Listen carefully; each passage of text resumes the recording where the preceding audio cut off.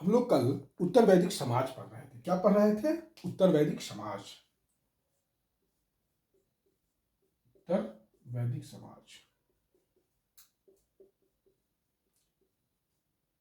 पढ़ रहे थे और कुछ चीज और मैं उत्तर वैदिक समाज के बारे में आपको बता देता हूं। देखिए, एक वर्ड है गोत्र।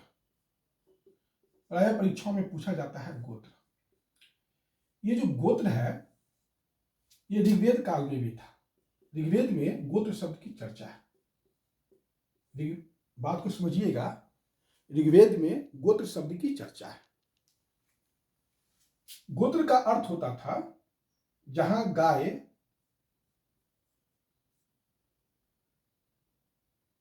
एक के परिवार के लोग, परिवार कैसा होता था? संयुक्त परिवार के लोग जो एक गाय पालते थे, उसी वहीं से आया गोत्र शब्द आया। ऋग्वेद काल में, ऋग्वेद में गोत्र शब्द का प्रयोग हुआ है। लेकिन उत्तर वैदिक काल में गोत्र की अवधारणा आई। गोत्र की अवधारणा आई, शब्द आया ऋग्वेद में, लेकिन उत्तर वैदिक काल में गोत्र की अवधारणा आया। ये गोत्र क्या होता था कि इसी समय एक कॉन्सेप्ट आया, गोत्र में आप शादी नहीं कर सकते। तो एक गोत्र के लोग आपस में शादी नहीं कर सकते। सगोत्रीय विवाह को वर्जित कर दिया गया। आज भी आप देखते होंगे कि पिता की तरफ से 5 7 या माँ की तरफ से, पिता की तरफ से 7 होता है और माँ की तरफ से 5 पीढ़ी में आपस में विवाह संबंध नहीं होता है। तो ये गोत्र का ही जो देन है, जो आज भी कंटिन्यू हो रहा है। तो बात को समझिएगा, गोत्र शब्द ऋग्वेद में आया है और गोत्र की अवधारणा उत्तर वैदिक साहित्य में मिला है। और अब जो है, सगोत्रीय विवाह नहीं हो सकता था। एक गोत्र के लोग आपस में विवाह नहीं कर सकते थे, अर्थात गोत्र बहिर्विवाह था। गोत्र के बाहर आपको शादी करना है, गोत्र बहिर्विवाह। तो आपको एक गोत्र में शादी नहीं करना है, दूसरे गोत्र में शादी करना है। ये आपको थोड़ा सा उत्तर वैदिक कालिक का समाज का इंपॉर्टेंट पॉइंट। देखिए, इस समय विधवा विवाह को काफी हतोत्साहित किया जाता था। विधवा विवाह को हतोत्साहित किया जाता था, अच्छा नहीं माना जाता था विधवा विवाह। और विधवा पुत्र के लिए दधि सत्य शब्द का प्रयोग हुआ है। विधवा पुत्र के लिए दधि सत्य शब्द का प्रयोग हुआ है। हमने बताया था स्त्री की स्थिति, और इस समय गिरावट आया था। स्त्री की स्थिति में गिरावट आई थी, और सभा और समिति में मैंने बताया था कि इनको भाग लेने से वंचित कर दिया गया, उपनयन का भी अधिकार से वंचित कर दिया गया, और गायत्री मंत्र से भी इनको वंचित कर दिया गया। ठीक, स्त्री की स्थिति यह थी। एक ग्रंथ है ऐत्रेय ब्राह्मण।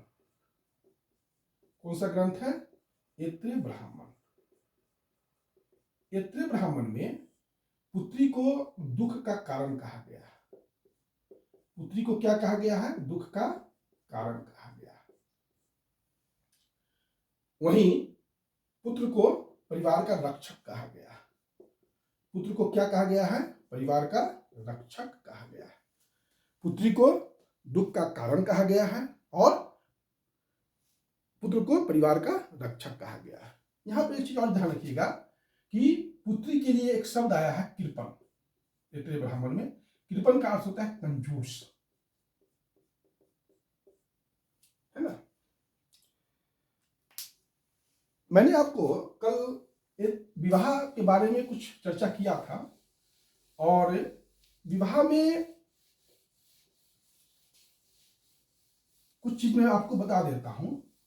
प्राय विवाह जो होता था, एक विवाह ही होता था। एक पुरुष अपनी पत्नी से शादी करता था, विवाह में एक विवाह ही होता था। लेकिन एक से ज्यादा भी विवाह, बहुपत्नी, एक से आदमी, एक आदमी ज्यादा से एक पत्नी रखता था।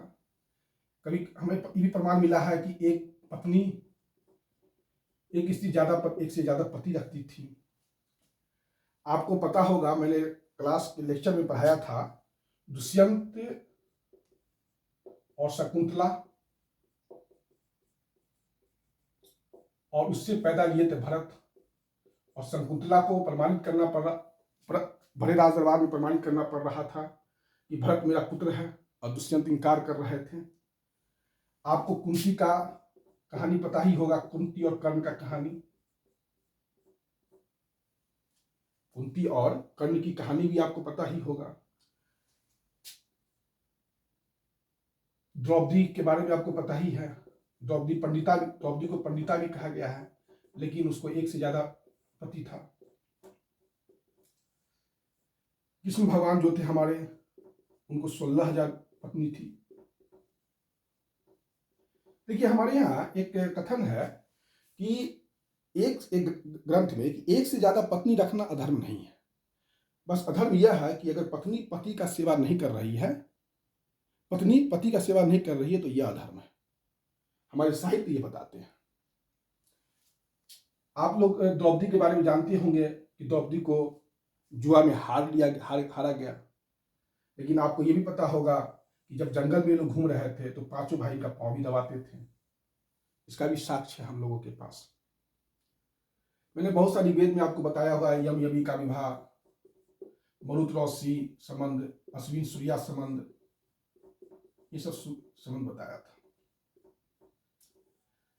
ऋग्वेद काल के प्रारंभिक समय या अंत समय में आप कहिए, प्रारंभिक समय में नहीं कर सकते हैं, ये विवाह संस्था को स्थापित किया गया। क्या किया गया? विवाह संस्था को स्थापित किया गया। और दिक्तमस ऋषि थे, लेकिन दिक्तमस ऋषि ने विवाह को संस्था को तो शुरू किया, लेकिन एक थे जो मैं कल कह रहा था, उद्दालक श्वेतकेतु। उनका नाम था उद्दालक श्वेतकेतु। इन्होंने विवाह संस्था में कुछ सुधार किया। कारण यह था कि उद्दालक जो थे एक ऋषि थे और श्वेतकेतु उनका पुत्र था। तो ये कहानी मिलती है हम लोगों को एक, कि उद्दालक ऋषि उद्दालक अपने कुटिया में थे और उनकी पत्नी थी और उनका पुत्र आपका श्वेतकेतु था। तो एक ब्राह्मण वहां पर आया और उद्दालक श्वेतकेतु की मां और उद्दालक की पत्नी का हाथ पकड़कर ले जाने लगा। जब यह दृश्य को उद्दालक श्वेतकेतु देखे तो उनको गुस्सा आया और वह ब्राह्मण की तरफ दौड़े कि तुम मेरी मां को क्यों ले जा रहे हो। तो वहां पर ये जो उद्दालक है, ऋषि उद्दालक, मना करते हैं अपने पुत्र को और कहते हैं कि यह चिरकाल से भोग्या रही है और इसको मत रोको, यह रमणी है, इसका रमन करना दूसरे पुरुषों के साथ यह स्वाभाविक है। इसका अर्थ इस कहानी से यह लगाया जा सकता है कि विवाह संस्था अभी तक बहुत कठोर नहीं हुआ था और इसको फिर जो है इस घटना से, या जो भी कह लीजिए, उद्दालक श्वेतकेतु ने विवाह संस्था में सुधार किया। और अब यह हुआ कि भाई आपकी पत्नी है तो आप ही के साथ गमन करेगी। ये उद्दालक श्वेतकेतु ने ये सुधार किया था। यह सब है। इसी समय अंतरजातीय विवाह का उदाहरण मिलता है। कौन सा विवाह का उदाहरण मिलता है? अंतरजातीय विवाह का उदाहरण मिलता है। जैसे आप लोग च्यवनप्राश खाते होंगे।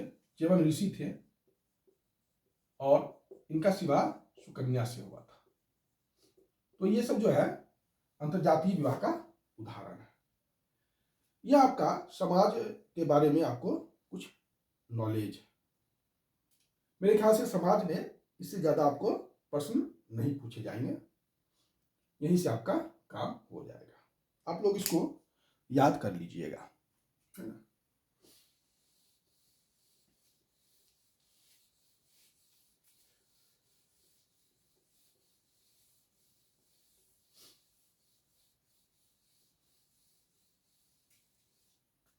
इसके बाद हम लोग पढ़े धर्म और दर्शन। हमारा लास्ट टॉपिक है उत्तर वैदिक काल का धर्म और दर्शन। देखिए, उस समय उत्तर ऋग्वैदिक काल में क्या था? ऋग्वैदिक काल में क्या था? प्रार्थना था। हम लोग देवताओं को प्रार्थना करते थे, स्तुति करते थे। अब यहां पर आ गया यज्ञ और कर्मकांड, ये प्रभावी हो गया। पहले यह व्यक्तिपरक था, व्यक्तिगत था, और सामूहिक था। सामूहिक भी कर सकते हैं, व्यक्तिगत भी कर सकते हैं। और यज्ञ यहां पर था, लेकिन वह एक, आप कह सकते हैं कि यज्ञ में जो हवि होती थी या जो अर्पण किया जाता था, वह जौ हुआ, ये सब जो है वो भी स्वेच्छा से, वो भी स्वेच्छा से। लेकिन यहां पर जो यज्ञ और कर्मकांड हुआ, वह इसमें पुरोहित की भूमिका काफी बढ़ गया। और यज्ञ कौन कर सकते थे? तो पुरोहित ही कर सकते थे। कर्मकांड कौन कर सकते थे? पुरोहित कर सकते थे। और व्यक्तिगत कोई आपका प्रयास नहीं होगा। इसलिए इस काल में पुरोहितों का काफी वर्चस्व बढ़ गया। जहां ऋग्वेद काल में इंद्र भगवान इंपॉर्टेंट थे, इस काल में प्रजापति या ब्रह्मा इंपॉर्टेंट हो गया। उत्तर वैदिक काल में कौन सा भगवान इंपॉर्टेंट हो गया? प्रजापति या ब्रह्मा। कुछ भगवान का प्रमोशन हो गया और कुछ भगवान का डिमोशन हो गया। प्रमोशन किसका हो गया? तो पुषण, मैंने कहा था, जो पशु के देवता थे, अब वो बन गए शूद्र के देवता। और अश्विनी जो पहले डॉक्टर के देवता थे, अब बन गया वो कृषि के देवता। इनका थोड़ा सा मिनिस्ट्री लो हो गया और भूषण साहब का मिनिस्ट्री हाई हो गया। यह इस काल में है। मैंने राष्ट्रीय यज्ञ का चर्चा किया था, आपको याद होगा। राष्ट्रीय यज्ञ में कहा गया कि जब पुरोहित राष्ट्रीय यज्ञ कराता है तो उसको 2,40,000 गाय दीजिए, गाय बैल दीजिए। अब ये संभव कहां से है? सतपथ ब्राह्मण में कहा गया कि सतपथ ब्राह्मण में कथा है कि अश्वमेध यज्ञ जब कर लीजिएगा तो पूरब, पश्चिम, उत्तर और दक्षिण सारी दिशाओं का जमीन आपको पुरोहित जी को दक्षिणा में दे दीजिए। ये सतपथ ब्राह्मण में है कि अश्वमेध यज्ञ करने के बाद आप जो है सारा जो जमीन है, तो फिर राजा किस बात का अश्वमेध यज्ञ क्यों किया था? वो जब उसको जमीन का दानहीन कर देना था, वो तो ज्योग्राफिकल बाउंड्री के लिए नहीं घोड़ा को दौड़ाया गया था। तो यहां पर लगता है कि पुरोहित जो है अब वो धन लोलुप की ओर बढ़ रहे थे। और मैंने बताया था कि धन लोलुप के, पुरोहितों के धन लोलुप का जो सबसे पहला विद्रोह हुआ वह अरण्यक हुआ। किसने किया? अरण्यक ने। अरण्यक कहता है कि हमें जो मोक्ष चाहिए, क्योंकि हमारे यहाँ मोक्ष का अर्थ हुआ मृत्यु के बाद जो जीवन की बात है, चाहे जो भी कह लीजिए, वह अरण्यक में है। तो यहाँ अरण्यक कहता है कि तप पर बल दीजिए, ये यज्ञ करने से कोई फायदा नहीं है। वहीं उपनिषद कहता है ज्ञान पर बल देता है। उपनिषद क्या कहता है? ज्ञान पर बल देता है। ये इस काल में कुछ इंपॉर्टेंट आपको ध्यान रखना होगा।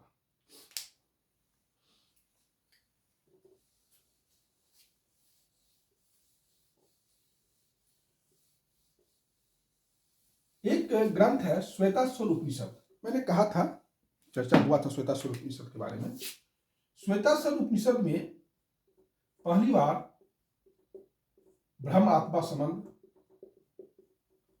और मोक्ष की चर्चा है।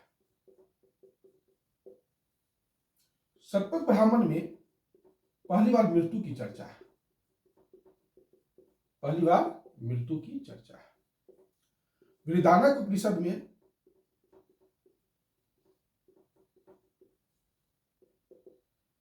पुनर्जन्म, पहली बार पुनर्जन्म का वर्णन किया गया, रिबर्थ। ठीक। और एक ग्रंथ है ईशोपनिषद। इसमें जो है आपको निष्काम कर्म का वर्णन है।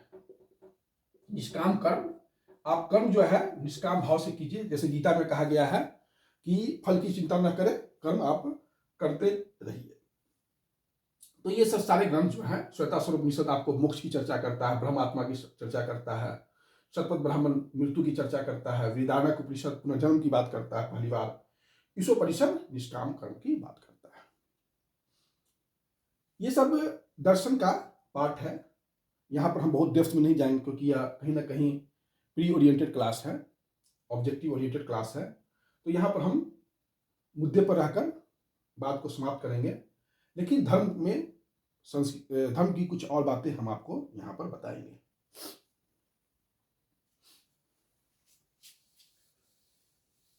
देखिए, एक आर्य का जीवन 100 वर्ष का माना गया। एक आर्य का जीवन कितने वर्ष का माना गया? 100 वर्ष का माना गया।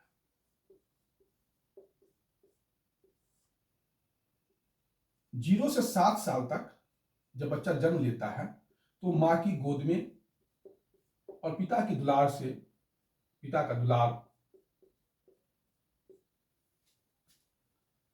उसको चाहिए। वह आज भी इस चीज को प्रमाणित कर दिया गया है। और हमारे यहाँ जो शिक्षा का देखिए कितना बेसिक चीज है, 7 साल से शिक्षा शुरू किया गया। और बात भी सही है, बच्चे को आज जो वैज्ञानिक अनुसंधान से यह प्रमाणित हो चुका है कि बच्चे को लिखने के लिए 8 साल से आप बोलिए, क्योंकि उस समय तक उसका हाथ, जो लिखने का जो हाथ होता है वो स्थिर हो चुका होता है, चंचलता उसमें कम हो जाती है, क्योंकि पहले 8 साल से पहले बहुत चंचल होता है, तो वह उसका हाथ स्थिर नहीं रह पाता है, इससे उसका हैंडराइटिंग नहीं बन पाता है। तो इसलिए जो इसी सोच के 7 साल में रखा गया। कितना साइंटिफिक डिवीजन है। हम लोग जितना दूर अपने संस्कृति और सभ्यता से जा रहे हैं उतना ही हम बहुत कुछ खोते जा रहे हैं। मैं ये नहीं कहता हूं कि आप पुरानी चीजों को से चिपके रहें, आप पुरानी चीजों, उन चीजों से जरूर चिपके जो आपके जीवन को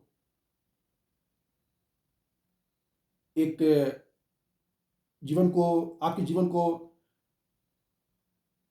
कल्याण बनाएगा, आनंद देगा, उस चीज से आप जरूर जुड़िए। 7 से 25 साल तक अब ब्रह्मचर्य शुरू होता है, ब्रह्मचर्य शुरू होता है। अब आप पढ़ाई लिखाई शुरू कर दीजिए, है ना। देखिए ये बहुत साइंटिफिक है। 17 साल आप पढ़िए, 17 या 18 साल जो है ये पढ़िए। जो इतना पढ़ लिया वह जीवन में कभी असफल नहीं होगा। ये 18 साल उत्तर वैदिक काल के लिए भी सत्य था और आज के लिए भी सत्य है। अगर आप टॉप रैंक पर जाना चाहते हैं तो 7 साल से आप शुरू कर दीजिए और 25 साल तक आप कठिनतम अध्ययन कीजिए। आप देखिए कि आपका रिजल्ट कहां जाता है। ये बहुत साइंटिफिक है। 25 साल से 50 साल तक वर्ष तक अब आपका आ जाएगा गृहस्थ आश्रम। अब आप पढ़ाई लिखाई छोड़िए और परिवार में चले जाइए, गृहस्थ आश्रम में चले जाइए, शादी कीजिए, परिवार बसाइए। 50 साल के हो गए तो आप अब जंगल में चले जाइए। कहां चले जाइए? वानप्रस्थ आश्रम जिसको कहते हैं। इस आश्रम, जीवन के 4 आश्रम है। ब्रह्मचर्य आश्रम, इसका जीवन का 4 आश्रम इसको कहते हैं हम लोग, जीवन के 4 आश्रम।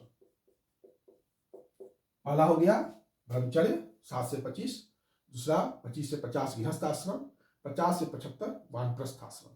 इस आश्रम में आपसे अपेक्षा किया जाता है कि आप गृहस्थ आश्रम वाले लोगों को डायरेक्शन दीजिएगा। कहाँ रहिएगा? रहिएगा जंगल में, वन में रहिएगा, लेकिन आप जंगल में जाके सन्यासी नहीं बनना है। आपको इन पर नियंत्रण करना है। गृहस्थ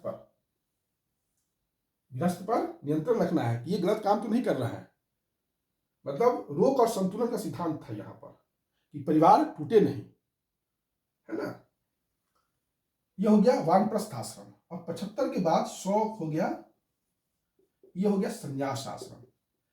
एक आज का जीवन 100 वर्ष का माना गया। और संन्यास आश्रम इसलिए लाया गया कि अब आप मृत्यु की तैयारी कीजिए। अब ये सब मोह माया परिवार ये सब चीज को भूल जाइए।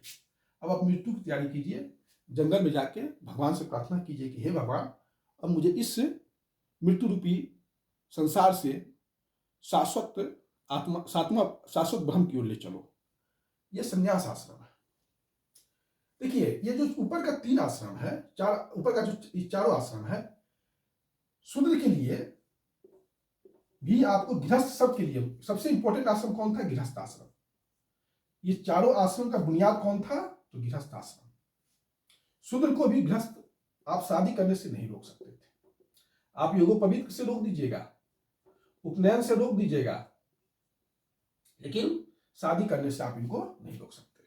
गृहस्थ आप सबको होना है। यह बहुत बड़ा लाइफ के मतलब ये पैरामीटर समाज के सामने विवाह को स्थापित किया गया। मैंने कुछ देर पहले विवाह के बारे में कुछ बताया भी था आपको। ये ऊपर के 3 आश्रम की चर्चा छांदोग्य उपनिषद में मिलती है। छांदोग्य उपनिषद में ऊपर के 3 आश्रम की चर्चा, छांदोग्य उपनिषद में ब्रह्मचर्य आश्रम, गृहस्थ आश्रम और वानप्रस्थ की चर्चा है। संन्यास आश्रम की चर्चा नहीं। संन्यास आश्रम की चर्चा जाबालोपनिषद में। किसमें है? जाबालोपनिषद में।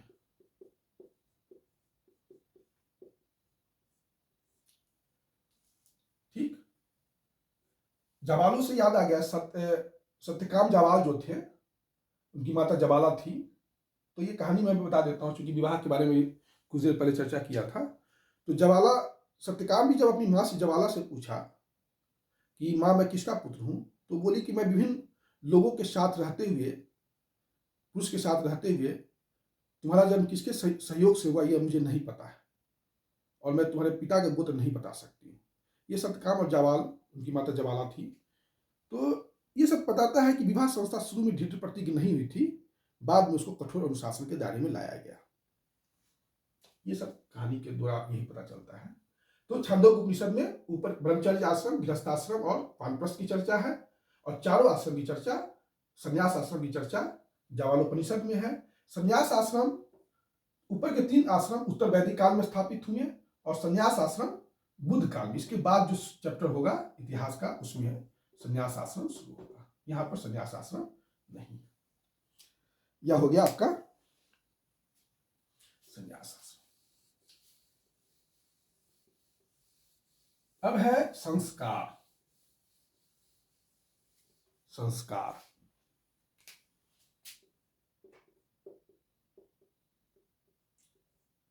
देखिए, गौतम थे धम्मसूत्र लिखने वाले,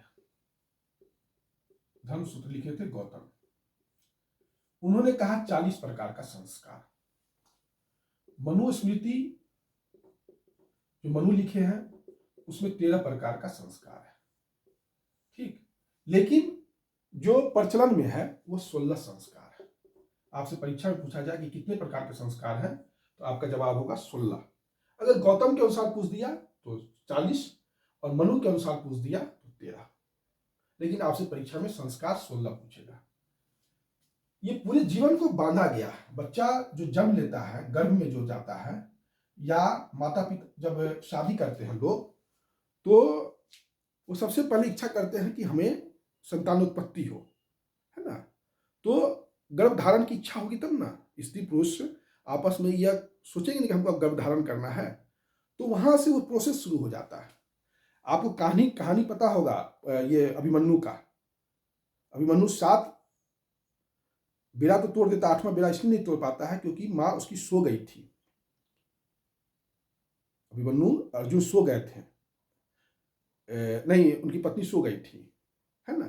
तो ये सब कहानी बताता है कि आपको बच्चे के जन्म का जब आप प्लानिंग कर रहे हैं तो वहां से अलर्ट हो जाइए, है ना, क्योंकि उससे बच्चे के भौतिक और नैतिक विकास पर प्रभाव पड़ता है।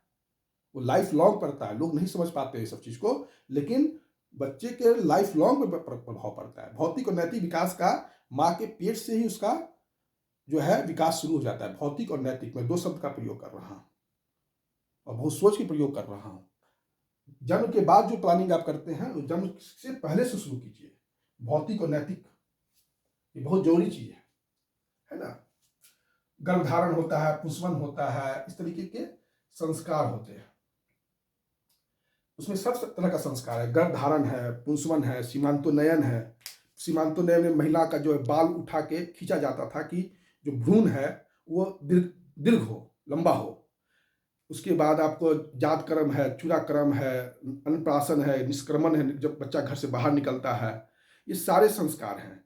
हमारे यहाँ विद्यारंभ है, मतलब पहले विद्या शुरू होता है, फिर विद्यारंभ के बाद उपनयन संस्कार है। बहुत ही सोच के देखिए बनाया गया है उपनयन। उपनयन के बाद वेदारंभ होगा। उसके बाद आपका समावर्तन संस्कार होगा।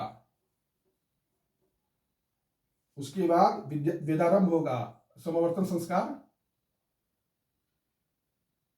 उसके विवाह, उसके बाद होगा आपका विवाह का संस्कार है ना। उपनयन है जो है 11वां संस्कार है, ठीक। 13वां होगा समावर्तन, 14 होगा विवाह, और 16 होगा मृत्यु। ये आपको थोड़ा सा इंपॉर्टेंट है जो मैं बता देता हूं। उपनयन जो है 11वां संस्कार है। बाकी उतना पूछेगा नहीं, अगर पूछेगा भी तो आप नाम से पकड़ लीजिएगा कि पूछना क्या चाहिए। जैसे निष्क्रमण, तो जैसे घर से जो निकलता है बच्चा, पहली बार बच्चा को जो घर से बाहर निकाला जाता है तो उसको निष्क्रमण संस्कार कहते हैं। या आपको कभी अन्नप्राशन, बच्चा को जो है पहला बार अन्न चटाया जाता है ना। या बच्चा को जो है कर्ण छेदन, जो पहला बार कान को छेद किया जाता है, दाल जो बाल काटा जाता है, मुंडन कहते हैं, ये सब सारा है। उस आप नाम से पकड़ लीजिए कौन संस्कार किससे जुड़ा हुआ है। लेकिन जो इंपॉर्टेंट है वो मैं बता देता हूँ। उपनयन, उपनयन जो है इसका अर्थ होता था कि आंख को खोलना और दूसरा जन्म होता था, इसलिए द्विज इस शब्द आया है, द्विज दूसरा जन्म, है ना। उपनयन शुरू होता था। देखिए जो मुंडन होता था उसके पीछे कॉन्सेप्ट क्या था कि जब बच्चा माँ के पेट में रहता था तो वो जो है बाल वगैरह जो हेयर आता था वो उसी के साथ आ जाता था, और यह पूर्व जन्म का जो हो सकता है, इसलिए उसको काट के हटा दिया जाता था। इस सब के पीछे कॉन्सेप्ट था सारी चीज़ का। अब आप लोग भूल रहे हैं, तो जितने आप संस्कार से दूर जाइएगा उतना ही जो है आप अपने आप को खोते जाइएगा। इस समाज को पवित्र करता था, व्यक्ति को पवित्र करता था, है ना। तो द्विज दूसरा जन्म होता था, ये तीन ही लोगों को मिला था, ब्राह्मण, क्षत्रिय और वैश्य को। ब्राह्मण का 8 साल में उपनयन होता था, क्षत्रिय का 11 साल में और वैश्य का 12 साल में। शूद्र का उपनयन नहीं होता था और महिला का भी इस काल में उपनयन बंद कर दिया गया, जो मैंने आपको बताया था, है ना। देखिए एक चीज है, इस समय उत्तर वैदिक काल में भी अछूत शब्द नहीं आया, अछूत शब्द नहीं आया। अभी तक शूद्र आया है लेकिन अछूत नहीं आया। कल भी मैं चर्चा किया था पाणिनि का अष्टाध्यायी में। यहां पर याद रखिएगा, कभी कभी धर्मशास्त्र भी आ जाता है कि अछूत की शब्द कब आता है। धर्मशास्त्र और सूत्रकाल ये दोनों एक ही चीज है, यहाँ पर आप लोग कंफ्यूज मत होइएगा, ठीक। अगर धर्मशास्त्र भी आता है तो एक ही आंसर होगा, और सूत्रकाल भी आता है तो वही आंसर होगा। कभी सूत्रकाल नहीं देकर धर्मशास्त्र का भी समय दे सकता है, तो यहाँ पर ध्यान रखिएगा, है ना। कभी कभी कंफ्यूज करता है एग्जामिनर, बहुत बेसिक चीज, बेसिक या गुड चीज पूछ लेता है, तो ये ध्यान रखिएगा कि अछूत शब्द उत्तर वैदिक काल में नहीं आया था, वो सूत्रकाल या धर्मशास्त्र के समय में आया था, है ना। कल भी चर्चा हुआ था, आज भी मैं उसको थोड़ा और क्लियर कर दिया। यह हो गया संस्कार। संस्कार कितने हैं? 16। याद रखिएगा, पूछा जाए परीक्षा में संस्कार कितने हैं तो 16 ही जवाब दीजिएगा। गौतम के अनुसार 40, मनु के अनुसार 13, ठीक। अब है, हाँ, मैं समावर्तन संस्कार का थोड़ा चर्चा करूंगा। समावर्तन संस्कार ये इंपॉर्टेंट है। देखिए ब्रह्मचर्य आश्रम जब में बच्चा जो है, दो तरह छात्र होते थे। ब्रह्मचर्य आश्रम में गुरुकुल में बच्चा चला गया पढ़ने के लिए। कहाँ चला गया? गुरुकुल में। अब गुरुकुल में बच्चा जब पढ़ा तो दो तरह के छात्र होते थे। कौन कौन छात्र होते थे? उपकुर्बान, और दूसरा छात्र होते थे अंतेवासी या नैष्ठिक। ये दो तरह के छात्र होते थे। नैष्ठिक, उपकुर्बान छात्र होते थे, पढ़ाई समाप्त करके घर लौट गए। और अंतेवासी जो होते थे या नैष्ठिक जो होते थे, वो जो है आपको गुरु के पास जीवन भर रहते थे, घर नहीं जाते थे, गुरु के पास आजीवन रहते थे। मतलब आप कह सकते हैं कि उनकी इच्छा गुरु बनने की होगी, है ना। इस समय जो वेद पढ़ा के शिक्षा प्राप्त कर धन कमाता था, उसको, उस टीचर को उपाध्याय कहा जाता था। क्या कहा जाता था? उपाध्याय। जो वेद और वेदांग पढ़ाकर जीवन निर्वाह करते थे उनको उपाध्याय कहा जाता था। तो छात्र हो गए दो प्रकार के, उपकुर्बान और अंतेवासी या नैष्ठिक। उपकुर्बान घर चले गए पढ़ के, और अंतेवासी या नैष्ठिक ये गुरु के पास ही जीवन भर के लिए रह जाते थे।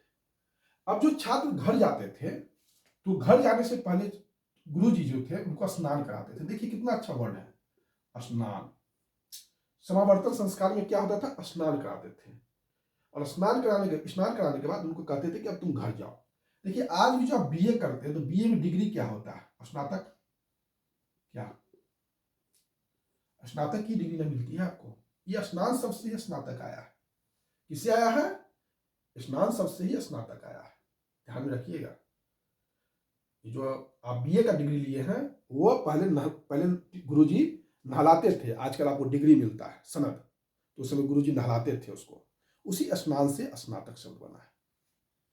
अब समावर्तन संस्कार हो जाता था स्नान करा के अब आप घर जाइए। अब आप क्या कीजिए, घर जाके घर बसाइए, गृहस्थ आश्रम में जाइए। अब आपको विवाह करने का अनुमति मिल गया है। ठीक। अब विवाह जो होता था,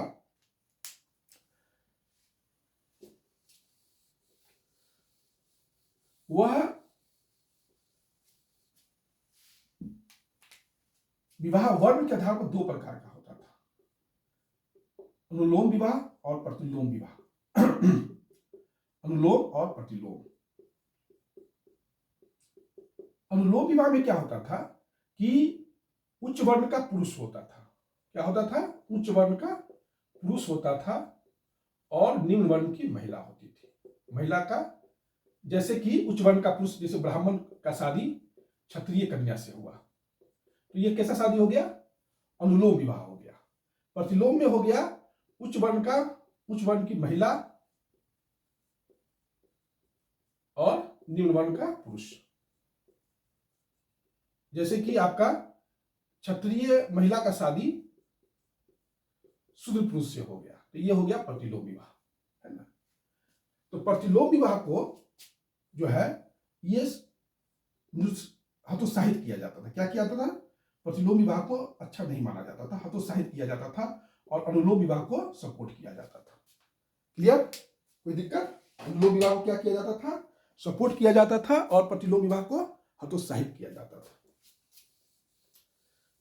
यह हो गया विवाह के दो प्रकार, अनुलोम और विवाह। लेकिन यह वर्ण के आधार पर था। विवाह का कुल प्रकार 8 था। कितने प्रकार के विवाह होते थे? 8 प्रकार के। पहला विवाह कौन था? ब्रह्म विवाह।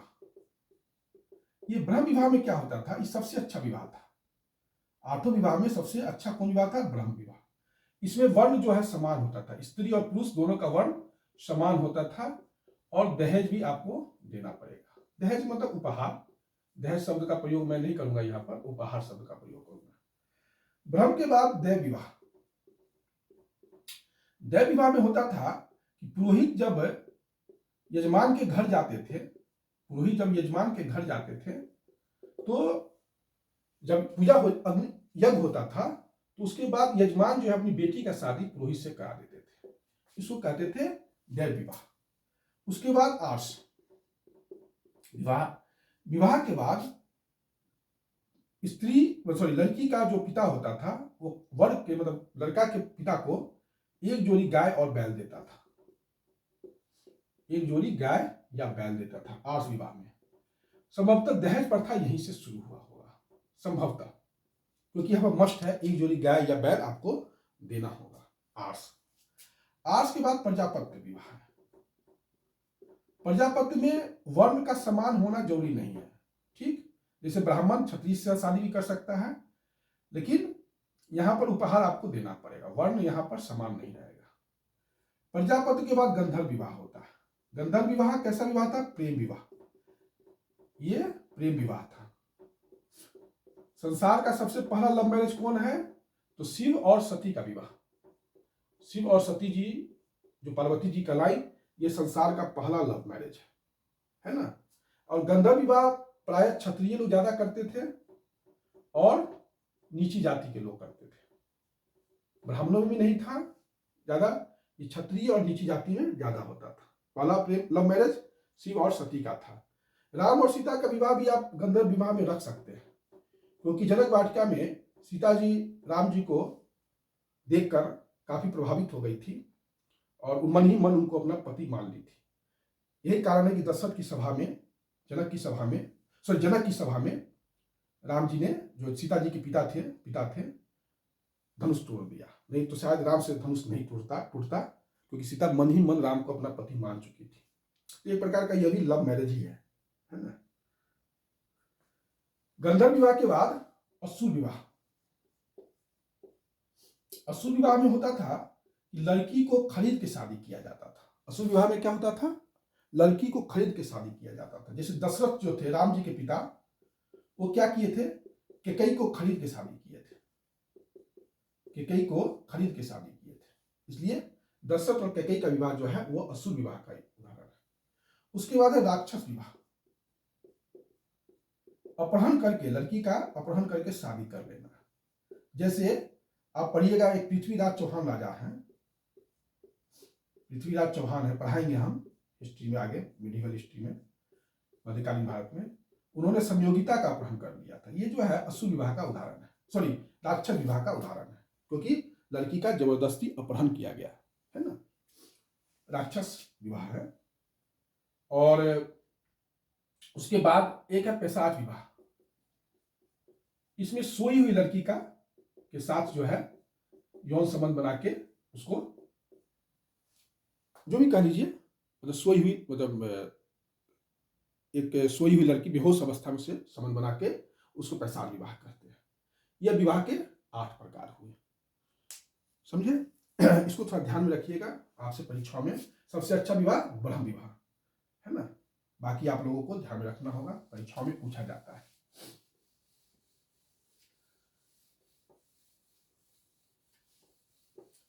उसके बाद जीवन के 4 पुरुषार्थ हैं। हमारे जीवन में 4 पुरुषार्थ हैं, जीवन के 4 पुरुषार्थ, ये सब बहुत ही इंपॉर्टेंट है। धर्म, अर्थ, काम, मोक्ष। धर्म जो है आपका जो काम है वो कीजिए, है ना। अर्थ का अर्थ है कि आप पैसा कमाइए। काम का अर्थ है काम वासना, जिसको आप 2 दृष्टि से देख सकते हैं, भौतिक और नैतिक दोनों भी देख सकते हैं, है ना। और मोक्ष जो है वो है आप जीवन के बाद की कल्पना। मैंने बताया था कि मोक्ष की चर्चा श्वेता स्वरूप उपनिषद में है। ये जीवन के 4 पुरुषार्थ है। एक आर्य को इन सब चीजों से वंचित नहीं होना चाहिए, धर्म, अर्थ, काम, मोक्ष। ये जीवन को बहुत ही बैलेंस बनाया गया है कि व्यक्ति अपने एज के अनुसार काम करता रहे। उसके बाद 3 प्रकार का एक आर्य का ऋण होता है, 3 प्रकार का ऋण होता है। कौन कौन ऋण होता है? तो देव ऋण, ऋषि ऋण और पितृ ऋण।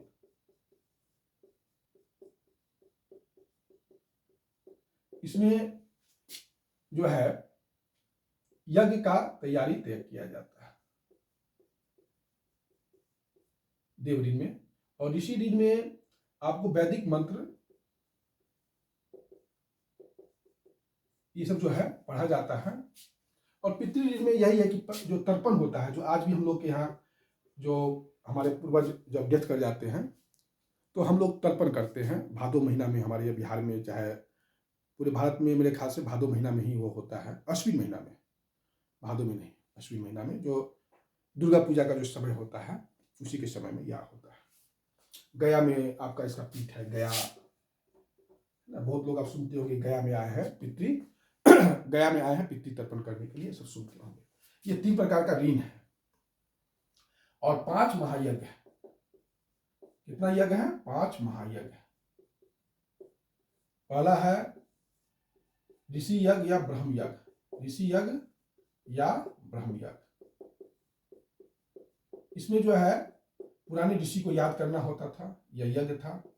देव यज्ञ, ये जो था देवताओं को खुश करने के लिए था। तीसरा पितृयज्ञ, माता पिता के लिए था। चौथा नृयज्ञ, अतिथि के सत्कार का काफी हमारे यहाँ बल है, अतिथि सत्कार, ये एक प्रकार का यज्ञ ही होता है, जो आपके यहाँ अतिथि देवो भव का कॉन्सेप्ट है। लेकिन अब 2 BHK में अतिथि का, गेस्ट का हम क्या स्वागत करेंगे? अतिथि देवो भव का अब 2 BHK या चाहे 1 BHK में क्या होगा, है ना। 5वां जो है आपका भूत यज्ञ। ये माना जाता है कि जब हमारे पूर्वज डेथ कर जाते हैं तो वह जो है कौवा के रूप में, चींटी के रूप में, ये सब चाहे पेड़ पौधे के आसपास वो विचरण करते हैं। तो आप जो है खाना खाने के बाद थोड़ा सा खाना, जैसे कुत्ता हुआ, कौवा हुआ, ये सबको लोग देते हैं। तो इसके पीछे यही कारण है कि उनमें हमारे पूर्वजों का आत्मा का निवास है। ये सब जो है 5 महायज्ञ है, 3 ऋण है और 4 पुरुषार्थ है जीवन के। ये सब काफ़ी इंपॉर्टेंट है, परीक्षाओं में पूछा जाता है। आज का क्लास इतना ही, लगता है लंबा लेक्चर हो गया है, लेकिन बहुत ही उपयोगी लेक्चर है यह। आप लोग इसका फ़ायदा उठाइए, थोड़ा सा मेहनत कीजिए, और जितना मेहनत आप कीजिएगा उतना ही आपको फ़ायदा होगा। अभी अभी खुद तुरंत मैंने आपसे चर्चा की ब्रह्मचर्य आश्रम का। 7 साल से 25 साल पढ़ाई कीजिए, है ना? पढ़ लीजिएगा तो जीवन में सारे भौतिक सुख आपके पास है, भौतिक अधिकार भी मिलेंगे। नहीं तो जितना कम पढ़िएगा उतना ही भौतिक सुख और भौतिक अधिकार से आप वंचित होते चले जाइएगा। धन्यवाद।